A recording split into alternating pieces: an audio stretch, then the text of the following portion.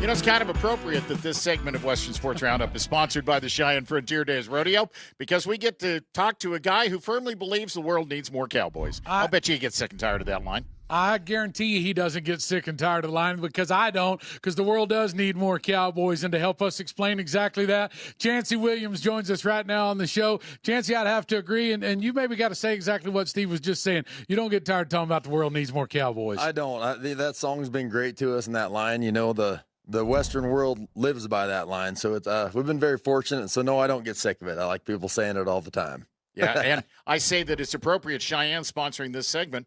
You've been inducted into their Hall of Fame. Yeah, this year got inducted to the Cheyenne Frontier Days Hall of Fame. Is super humbling, and you know, I had to ask him, I was like, "Are you sure?" I feel like it's a little early, but I love Cheyenne so much. You know, growing up in Wyoming, it's the biggest rodeo in the United States, and it's in Wyoming. It's where it's very special to us, not only for music but for rodeo. The biggest stage in the West, and biggest rodeo in the West. And Chancey, as we see that list right there that you got inducted in, the Hall of Famers there at the Cheyenne Frontier Days, I mean, holy cow, Chris Ledoux, Reba McEntire, Charlie Daniels, George Strait, I mean, the list goes on and on. That has got to mean something to you, especially being a Wyoming native. For sure. When we got inducted, they sent that list out of who was the other artists that were in there, and I was like, well, man, that's super humbling. I mean, some of my heroes, George Strait, Chris Ledoux, Brooks and Dunn, Reba, and so it's really neat to be part of that class, you know, and being in with some of the greats. Did any of those people influence your music?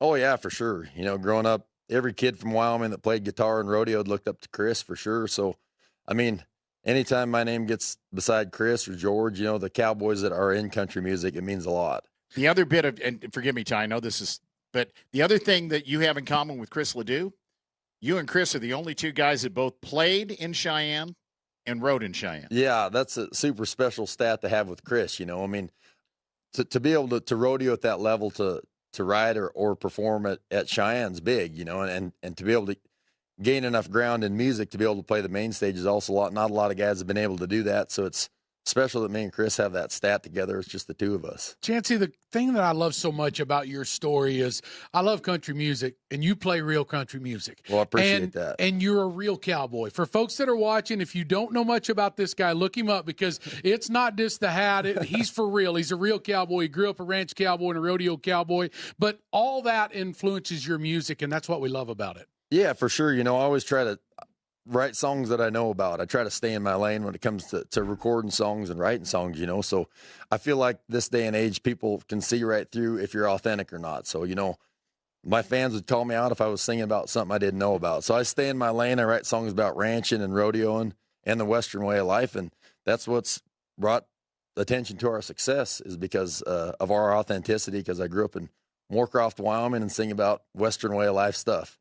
Yeah, and it doesn't get much more Western than Moorcroft, Wyoming. No, there's not much there. Yeah. You've got a new song coming out. Is it out? Is it coming out? It's called Adios, right? Well, Adios just came out about a month and a half ago, and it's our current single right now. We got a new one coming out January 10th. We're super excited about it.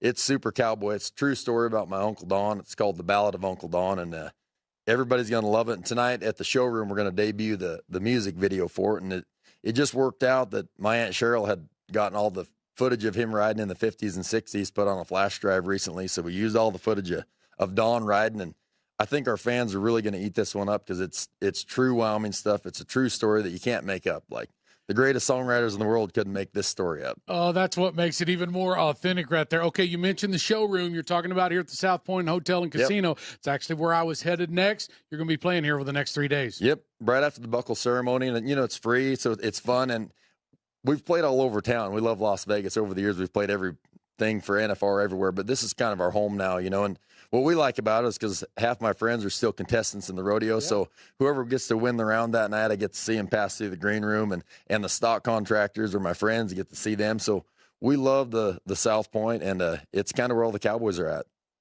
Once upon a time, I have to tell you what we were discussing before we started this interview.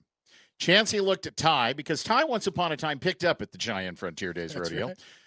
Apparently, he once picked you up when you were riding in Cheyenne, right? Please tell me you didn't drop him. Well, I might have. No, I very well could have. The years me and my brother rode there, you were picking up, and we were talking about that before on camera, but it was super special because, you know, we didn't know you at that time. We just knew you from being a movie star.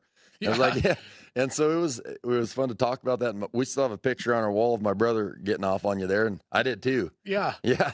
And I love those old stories like that for sure. Speaking of some old stories, Chancey, because of the music industry and the life that you're leading now, you've got to go lots of places. You've got to see lots of things. Yeah. It's got to be great for you. I know you've been to some big places, played some big places. You kind of share any of those with us that have meant a lot to you? Well, I'll tell you what, like we've got to play the Grand Ole Opry 4 times now, which is super special. I never dreamed I'd get to play the Opry. It's one of those things you dream up as a kid. But so over the last 2 years, we played it 4 times, got to play the Ryman. It's just the list goes on. And, the bucket list keeps getting shorter and shorter, which is great. That's what you want to do in a career. But I would say the Opry, just because of the history of it and how special it is in country music, getting to stand in that circle where everybody you've ever looked up to in music has stood is unbelievable. And I'm still trying to figure out how to not be nervous when you sing at the Grand Ole Opry, but they say maybe that never goes away, which is a good thing. So we talk about rookie jitters at the National Finals Rodeo. Yeah. There's some rookie jitters playing at the Ryman and the Grand Ole Opry. There sure is. I mean, the first time my knees didn't stop shaking the whole time, but the 4th time was a little better, but hopefully it doesn't go away. That's a great feeling. You rode saddle bronc horses for a long time. Yeah. Talk to me about morphing from bronc riding into music. And do you ever stop to think about the number of people who watched you in an audience between the rodeos you competed at and now when you take the stage and start to sing? Yeah, it was a lot of fun. I never dreamed of being a country music singer. I mean, I guess I dreamed of it, but my goal was just to ride broncs for a long time. Went to Casper College, made the college finals, went to University of Wyoming, made the college finals my senior year, and went to high school finals, pro rodeoed for a while. But then it kind of got where we were playing music a lot and rodeoing, and I was picking up too. And so it was hard to do all 3. And Dad said, just pick one to do. And so I figured I could sing a lot longer and I could do all those things, and figured I could pick up later in life when I was a little older. So chose music. But yeah, I mean, the reason for our success, I think, in music is because of our rodeo background. We get hired for a lot of rodeos that some fair somewhere, some rodeos, a committee member I went to college with or rodeoed with that hires us. So rodeo tied right into music. Yeah, for sure. Yeah. Folks, I'm going to say it again. Chancey Williams, I love your story. Love where you're headed with all of it. Keep playing great country songs, and thanks for coming in to visit with us Well, thanks today. for all you guys do for us. We sure appreciate it. Absolutely. Chancey Williams, thank you. It's an absolute honor and an absolute pleasure.